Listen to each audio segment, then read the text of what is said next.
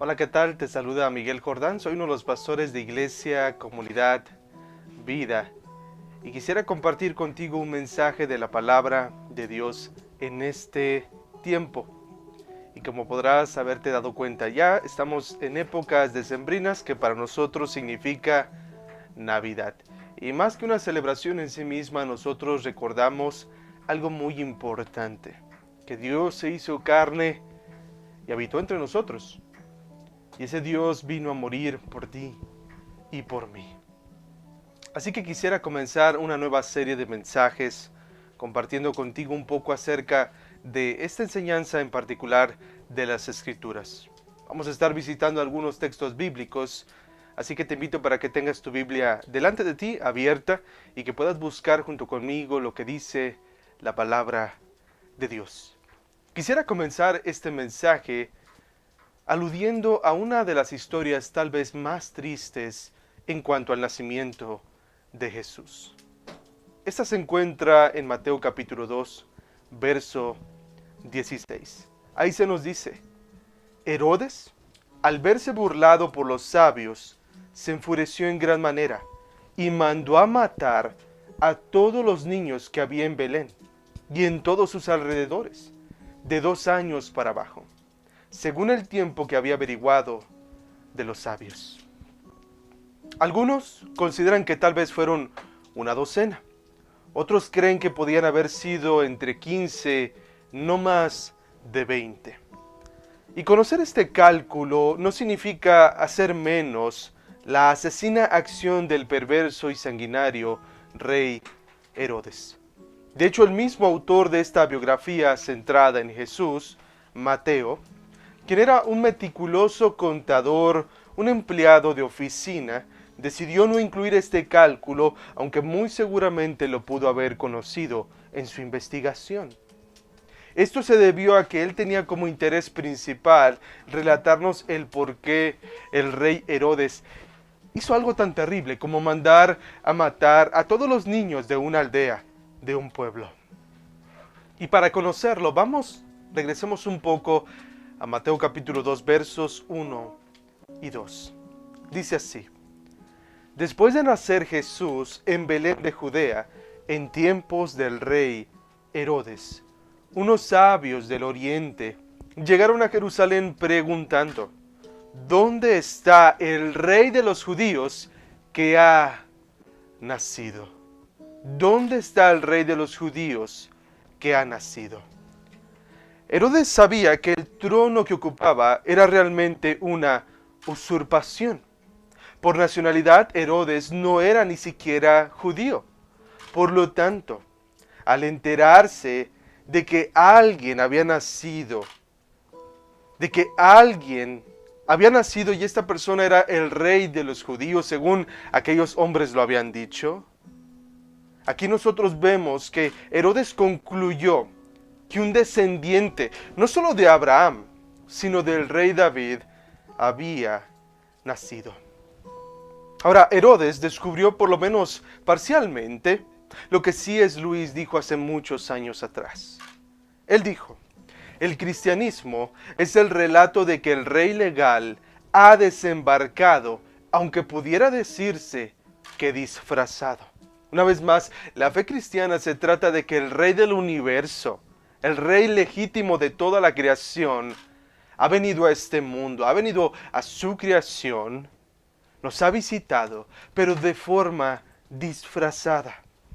Herodes descubrió que Jesús, a diferencia de él, era el legal rey de los judíos. Pero esto es tan solo una parte de todo lo que realmente Jesús era.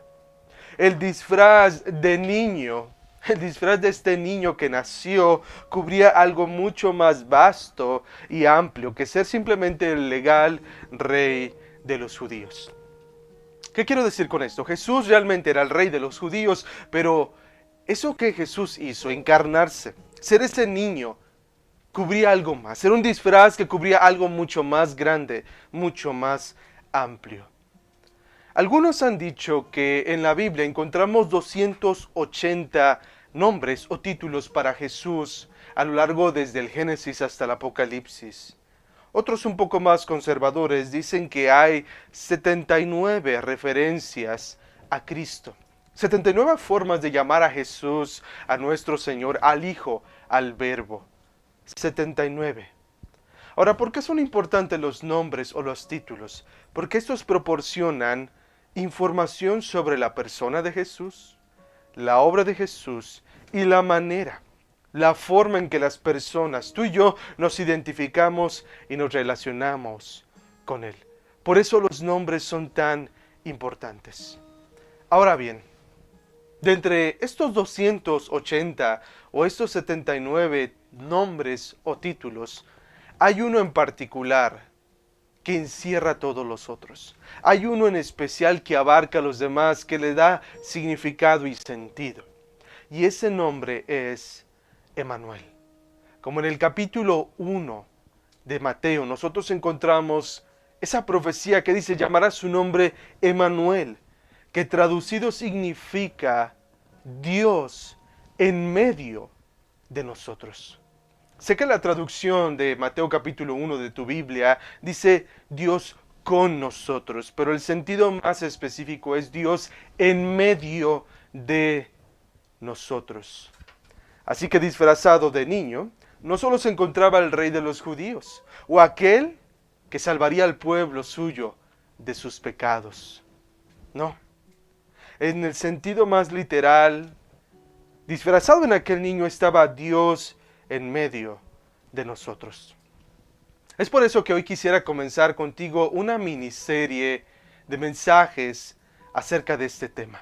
Vamos a ver 4 mensajes en estos 4 domingos de diciembre. Y vamos a titularla, vamos a llamarla Emanuel, Dios en medio de nosotros. Emanuel, Dios disfrazado de un niño. Eso es lo significativo y lo importante de esta época. Y vamos a estar viendo 4 relatos, no precisamente los del nacimiento cuando Jesús era pequeño, pero son 4 relatos, 4 historias, una de cada evangelio, de Mateo, de Marcos, de Lucas y de Juan. Vamos a visitar estas historias porque en ellas nosotros veremos con claridad que Jesús, aquel niño nacido en Belén de Judea, era Dios en medio de nosotros. Y eso es lo que quiero descubrir contigo en esta ocasión. Hoy veremos la primera parte de esta miniserie Emanuel, Dios disfrazado de un niño. Y para hacerlo quiero invitarte para que me acompañes a Mateo capítulo 17. Mateo 17 versos del 1 al 8.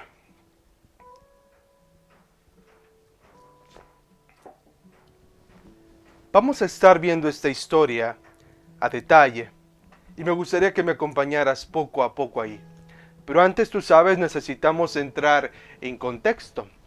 Saber qué está ocurriendo alrededor de esta historia para entenderla apropiadamente. Y sin lugar a dudas, no existe una mejor manera de iniciar el estudio de cualquier texto bíblico que estar bien familiarizado con el tema del libro en que se encuentra. ¿De qué se trata los 28 capítulos del Evangelio de Mateo? En una sola frase, en su evangelio, Mateo pretende demostrar que Jesús es el largamente esperado Mesías de Israel, el único legítimo pretendiente del trono de David. En pocas palabras, Mateo tiene el propósito de presentarnos a Jesús como el Mesías, el ungido, el rey de los judíos y del universo. Y una vez que nos familiarizamos con el tema principal del libro, de todo lo que trata Mateo desde el capítulo 1 hasta el 28, podemos comprender cómo fluye, cómo avanza la historia. Y así podemos saber también exactamente dónde nos ubicamos en el progreso de la historia. No es bueno simplemente decir estamos en Mateo 17 o estamos en Mateo 2. Necesitamos entender qué significa eso a la luz de la historia que se viene desarrollando. Ahora, nuestro relato, lo que vamos a ver en Mateo 17, del 1 al 8, forma parte de una colección de historias aquí en el Evangelio de Mateo, la cual podemos titular como un vistazo al futuro. Sufrimiento y gloria del Mesías. Un vistazo al futuro, sufrimiento y gloria del Mesías. Esta colección comienza en el capítulo 16, verso 21, y termina en el capítulo 17, verso 13. Ahora, en la primera de estas narrativas se nos enseña lo siguiente: el sufrimiento del Mesías reafirmado y retado. Jesús habla acerca de su sufrimiento y los discípulos están en contra de eso. Acompáñame por favor en tu Biblia a Mateo capítulo 16, versos del 21 al 23. La historia dice así: Desde entonces Jesucristo comenzó a declarar a sus discípulos que debía ir a Jerusalén y sufrir muchas cosas de parte de los ancianos, de los principales sacerdotes y de los escribas, y ser muerto y resucitar al tercer día. Tomando aparte a Jesús, Pedro lo reprendió: No lo permita Dios, Señor, eso nunca te acontecerá.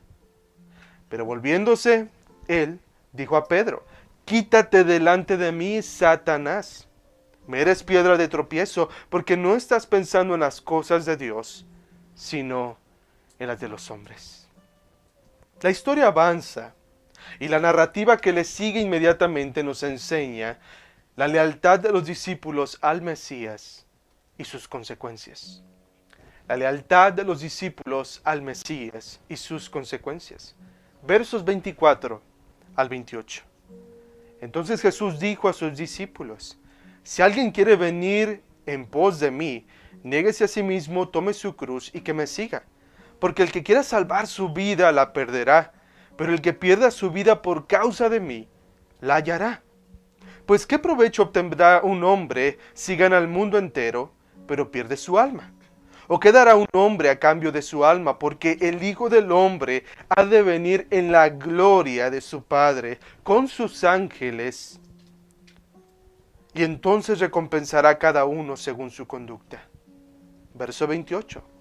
En verdad les digo que hay algunos de los que están aquí que no probarán la muerte hasta que vean al Hijo del Hombre venir en su reino. Ahora, todo lo que Jesús acaba de decir aquí en los versículos del 24 hasta el 28 cae en la categoría ya sea de un futuro inmediato, un futuro pronto, algo que está a punto de ocurrir, o un futuro muy lejano, la segunda venida de Cristo. El desafío a tomar la cruz y seguir a Cristo es en el futuro inmediato. Lo que vimos en los versos 24 y 26 es para allá. Sin embargo, el incentivo, la motivación para tomar este reto proviene de la recompensa y el castigo de la segunda venida, lo que encontramos en los versos 25 y 27. No obstante, el último versículo, el verso 28, pareciera mezclar ambas categorías. Jesús dice: en verdad les digo que hay algunos de los que están aquí, entre los 12 discípulos, que no probarán la muerte. Y esto tiene que ver con el futuro inmediato. Pero, ¿qué vemos después? Mientras, dice, que la siguiente fase, o la siguiente frase más bien, hasta que vean al Hijo del Hombre venir en su reino, tiene que ver con la segunda venida. Ahora, hagamos una reflexión sencilla aquí. Han pasado cerca de 2000 años de la primera venida de Jesús y Jesús no ha vuelto. Eso es una cosa.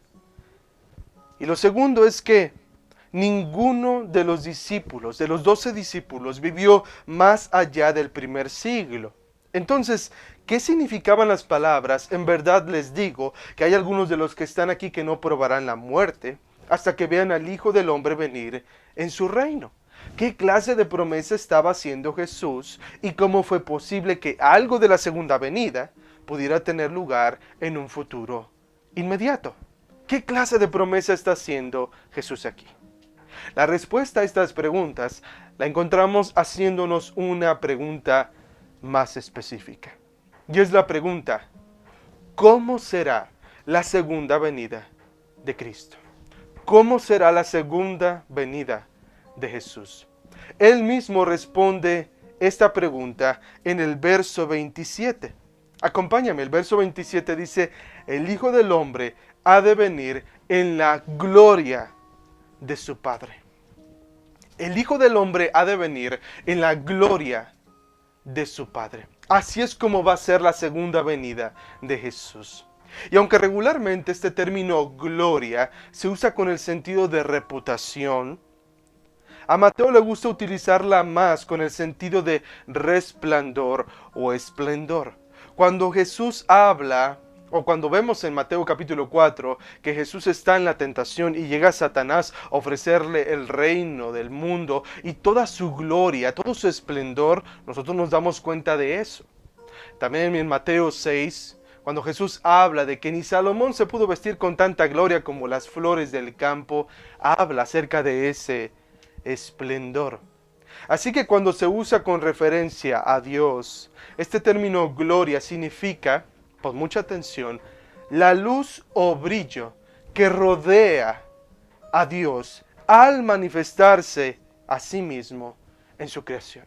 Una vez más, gloria tiene que ver con la luz o el brillo que rodea a Dios al manifestarse a sí mismo en su creación. Así que, según las palabras de Jesús mismo, ver su gloria es equivalente, es igual a ver al Hijo del Hombre venir en su reino. De eso se va a tratar la segunda venida, de que Jesús viene en gloria, viene completamente revelado, no disfrazado, como Dios. Y con todo ese esplendor, todo ese brillo. Ahora, ¿cómo nos ayuda esto a entender la promesa de Jesús una vez más? ¿Cómo se cumple la promesa de Jesús de forma inmediata? Solo necesitamos leer la siguiente narrativa en la colección. Y eso es Mateo capítulo 17.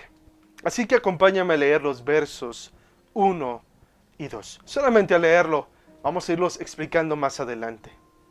Dice así: 6 días después, Jesús tomó con él a Pedro, a Jacobo y a Juan su hermano, y los llevó aparte a un monte alto. Delante de ellos se transfiguró, y su rostro resplandeció como el sol, y sus vestiduras se volvieron blancas como la luz. Entonces, a la luz de todo lo que hemos visto hasta ahora, podemos decir que la transfiguración, la historia que estamos a punto de ver, es una imagen anticipada de la segunda venida de Jesús más bien en su segunda venida. Lo que estamos a punto de ver es esa revelación temporal de la gloria de Emmanuel. Ahora, sin embargo, implícitamente este evento también nos enseña que aquel niño nacido en Belén de Judea, Jesús era Emmanuel, Dios en medio de nosotros, ese Dios glorioso. Vamos a la historia de nuevo. Mateo 17, verso 1. Dice así: 6 días después, Jesús tomó con él a Pedro y a Jacobo y a Juan su hermano, y los llevó aparte a un monte alto. Esta primera parte del relato podríamos llamarla la sección que no sabemos, o la sección del no sabemos, ya que no sabemos por qué Mateo normalmente no define de forma tan específica las cuestiones de tiempo en su evangelio, pero aquí es muy específico y dice 6 días después. No lo sabemos, ¿por qué él es tan preciso? Tampoco sabemos por qué Jesús solo tomó con él a Pedro, a Jacobo, a Juan y a su hermano y los llevó aparte y dejó a los otros 9 en otro lugar. No lo sabemos. Algunos han ofrecido respuestas, pero la realidad es que no sabemos de forma específica por qué fue así. Y de todo lo que no sabemos, lo que menos sabemos es a cuál monte alto Jesús los llevó, ya que geográficamente había por lo menos 3 buenas opciones posibles. Ahora, por supuesto que se ofrecen múltiples respuestas para cada una de estas preguntas, en cada uno de estos asuntos e incógnitas. Y aunque cada una tiene su valor, creo firmemente que no debemos apartarnos de la pregunta: ¿qué dice el pasaje? ¿De qué nos está hablando este texto? Yo estoy convencido de que la manera en que debemos entender este primer versículo, esta primera parte de la historia, simplemente es así. Jesús, tan solo 6 días después de haberlo prometido, está a punto de mostrarles a algunos de los discípulos su gloria. Y para mantener su palabra de que solo sean algunos, los llevó aparte en privado, literalmente, a un monte alto. Eso es lo que nos enseña esta primera parte de la historia. Y este versículo quiero usarlo para hacer una aplicación muy en particular. Este versículo parte de los otros 31.173 que componen la Biblia. Nos recuerda algo que es fundamental. Y es que sobre cualquier otra cosa, las Escrituras son la revelación personal de Dios. Él se revela a sí mismo como el Dios soberano del universo, quien ha determinado hacer al hombre y darse a conocer él mismo. Es decir, que lo más importante de la Biblia siempre tiene que ver con Dios. Al final de cuentas, todo lo que ocurre, personajes, locaciones, etcétera, todo eso es secundario. Viene en segundo, tercer, cuarto, quinto lugar, porque el personaje principal es Cristo mismo, es Dios mismo. Así que este versículo nos enseña que siempre pongamos nuestra mirada en Él. Siempre habrá conflictos en cuanto a las doctrinas bíblicas, siempre habrá complejidad. Y eso no lo vamos a poder quitar de la palabra de Dios, pero siempre fijemos nuestros ojos en ver qué nos dice acerca de Dios. De hecho, por así decirlo, quisiera compartirte algo en particular muy sencillo. Cuando estudio la Biblia, sigo un método que se le llama el método de las 7 flechas. ¿Y de qué se trata ese método? Bueno, sencillamente esas flechas me ayudan a hacer diferentes preguntas a la palabra de Dios. Y una de esas flechas, la más importante, es ¿qué dice acerca de Dios este pasaje? Y es una flecha hacia arriba, porque siempre nos recuerda que es su palabra, es para nosotros, pero se trata de Él. Es para nosotros, pero se trata de Dios. Y esto ocurre. Esto de que se trata de Dios ocurre implícitamente hasta en la letra más pequeña, hasta la J, la tilde, dijo Jesús. Pero también de manera explícita como en la siguiente parte de nuestra historia. Verso 2. El verso 2 dice así. Delante de ellos se transfiguró, y su rostro resplandeció como el sol, y sus vestiduras se volvieron blancas como la luz. En su comentario de este pasaje, el pastor MacArthur dice lo siguiente. En una forma que desafía toda descripción, y aún más toda explicación, la gloria divina de Jesús se manifestó delante de Pedro, Jacobo y Juan. He aquí, dice él, la más grande confirmación de la deidad de Jesús ocurrida en su vida. Más que en cualquier otra ocasión, aquí Él se reveló verdaderamente como Él es. Aquí Él se reveló como verdaderamente es. Él lo había dicho, la historia, las profecías lo van confirmando, pero la forma más clara en que nosotros encontramos ese reflejo de la gloria divina es aquí, es en este pasaje. Y qué maravilloso que Jesús les haya permitido ver un poco de eso. Pero la historia avanza y dice así. En esto se les aparecieron Moisés y Elías hablando con él. Una vez más, los comentaristas y estudiosos bíblicos hacen muchas preguntas y muchas conjeturas, tratando de entender cómo era posible que estos tres hombres, Pedro, Jacobo y Juan, supieran que aquellos dos hombres que aparecieron eran Moisés y Elías. Pero lo único que nosotros necesitamos entender es que lo supieron. ¿Cómo? No lo sabemos, pero no es lo más importante. Podemos decir que fue una revelación muy especial y particular del Señor para ellos, pero lo importante es el hecho de que ellos reconocieron quiénes eran estos dos visitantes. Ahora, Lucas sí nos dice de que ellos estaban hablando. Dice el pasaje una vez más, en esto se les aparecieron Moisés y Elías hablando con él. Lucas sí dice de qué estaban hablando, Mateo lo omite por una razón muy importante, por algo muy importante. En el contexto nosotros tenemos otra historia que es muy importante en el Evangelio de Mateo. Y se encuentra en Mateo capítulo 16, versos del 13 al 17. Así que acompáñame por favor a Mateo capítulo 16, versos del 13 al 17. La historia nos dice lo siguiente. 6 días atrás, Jesús les preguntó a sus discípulos, ¿quién dicen los hombres que es el Hijo del Hombre? Y ellos respondieron, unos Juan el Bautista y otros Elías, pero otros Jeremías o alguno de los profetas. ¿Y ustedes quién dicen que soy yo?, les preguntó Jesús. Simón Pedro respondió, tú eres el Cristo, el Hijo del Dios viviente. Entonces Jesús le dijo, bienaventurado eres Simón, hijo de Jonás, porque eso no te lo reveló carne ni sangre, sino mi Padre que está en los cielos. 6 días atrás Jesús hace esta pregunta y 6 días atrás Pedro la responde por dirección divina y responde de forma correcta, de forma exacta, quién era el Señor Jesús. Sin embargo, ahora, tan solo 6 días después, nosotros vemos lo siguiente aquí, versículo 4. Entonces Pedro dijo a Jesús, Señor, bueno es que estemos aquí. Si quieres, haré aquí 3 enramadas, una para ti, otra para Moisés y otra para Elías. Otra para Elías.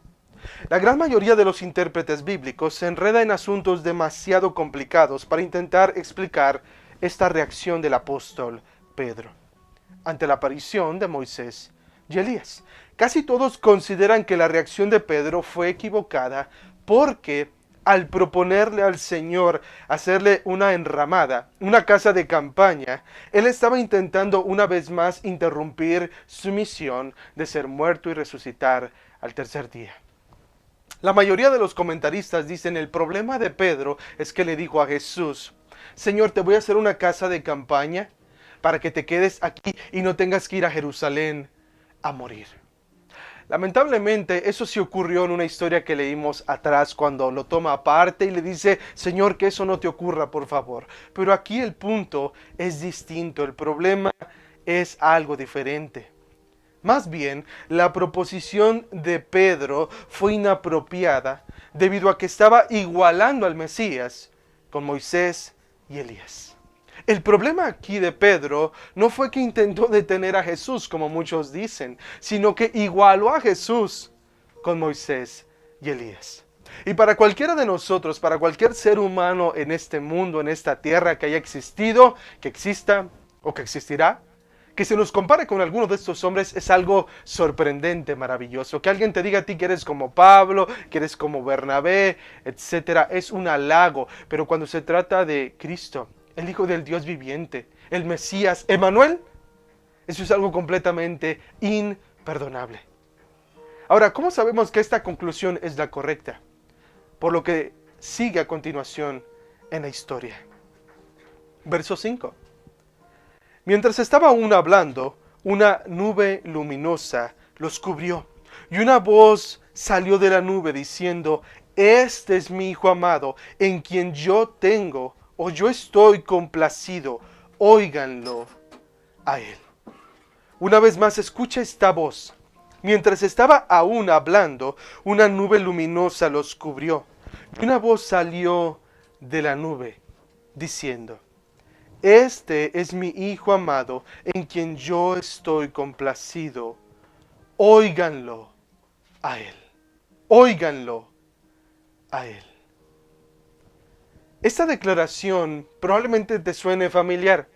Y es bueno, porque esta la encontramos también en Mateo capítulo 3, verso 17. Cuando Jesús es bautizado, esas son las palabras del Padre hacia el Hijo. Sin embargo, aquí él agrega una última frase que es crucial para entender esta historia. Dice, óiganlo a él.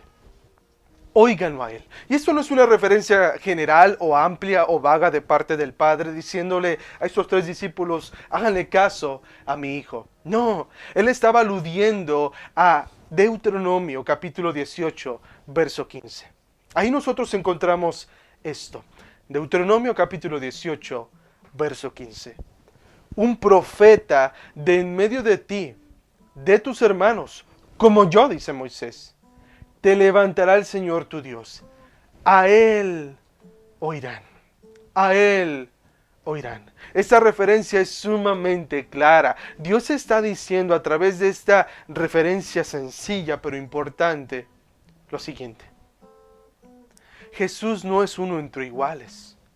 No es solo un gran hombre, un profeta, no es un Jeremías, no es un Elías, es mucho más grande. ¿Sabes por qué? Porque es Dios mismo. Es mi Hijo amado, es mi Hijo en quien yo me complazco. Y esto es algo muy importante porque cada vez que el apóstol Pedro se ve en una crisis, él deja su conocimiento acerca de Dios y ataca la situación de una forma muy humana. ¿Recuerdas cuando toma a Jesús aparte, cuando él dice que va a morir y toma a Jesús aparte y le dice lo siguiente? Te lo quiero leer porque es algo muy, muy importante. Mateo 16, 22 dice así: tomando aparte a Jesús, Pedro lo reprendió: no lo permita Dios, Señor. No lo permita Dios, Señor. Con esto, Pedro estaba haciendo ya una distinción diciendo: sí, tú eres Señor, eres mi maestro, eres mi rabí, eres un gran hombre, pero no eres Dios. Y aquí de nuevo, cuando está en una situación demasiado extraña, demasiado asombrosa, y al darse cuenta que estaban Elías y Moisés, él dice: Señor, tú eres uno como ellos. Tú eres un grande en la historia de Israel. Y por eso el Padre tiene que intervenir y directamente decirles: este no es cualquier hombre, no es un gran hombre, es el Hijo del Hombre, es Dios. Es Dios hecho carne, es Emmanuel. ¿Qué pasó después en la historia? Leemos así del verso 6 hasta el 8. Cuando los discípulos oyeron esto, cayeron sobre sus rostros y tuvieron gran temor. El gran temor debemos de entender que no fue porque ellos se habían equivocado en cuanto a su descripción de Jesús. Ellos no tuvieron temor por haber cometido un error teológico, vamos a decirlo así. Tuvieron temor por lo que estaba pasando. Eso es lo que estaba pasando aquí. Verso 7. Entonces Jesús se les acercó y tocando les dijo: levántense y no teman. Y cuando alzaron sus ojos, no vieron a nadie, sino a Jesús solo. Así es como termina esta historia. El acontecimiento ha terminado, queda solamente el recuerdo. Queda solamente el recuerdo. Y si tú lees las cartas de Pedro, te vas a dar cuenta que él alude en por lo menos 2 ocasiones a este evento, diciendo: nuestros ojos vieron su gloria, su majestad. No nos basamos, dice el apóstol Pedro, en cualquier cuento, en cualquier historia. Nos basamos en que su palabra lo dice y que nosotros lo hemos visto con nuestros propios ojos. Ahora, para ir terminando este primer mensaje de nuestra serie, Emmanuel, Dios disfrazado de niño, quiero decirte lo siguiente. Es muy común que en esta época nosotros nos confundamos o nos familiaricemos tanto con Jesús como un niño que nos olvidemos que Él es Dios. Que nos perdamos en la ternura tal vez del momento, que nos perdamos en el calor de la época diciendo: es algo muy bonito, vino el niño Dios o vino Jesús como un niño envuelto en pañales. Y nos enfocamos solamente en eso. Pero lo glorioso que había de este niño, la razón por la que Herodes realmente estaba atemorizado, es porque ese niño representaba más. Y nosotros no debemos de tener un temor como el que tuvo Herodes o un temor como tuvieron otras personas acerca de lo que Jesús podía hacerles. Debemos de tener un temor reverente porque Él es Dios. Un temor reverente porque Él es Dios. Recordemos sí que fue un niño, pero ese niño disfrazaba a nuestro Dios. Era Emmanuel, Dios hecho carne. Y en esta época no perdamos de vista ese punto. No nos quedemos solamente en el pesebre, con los pastores.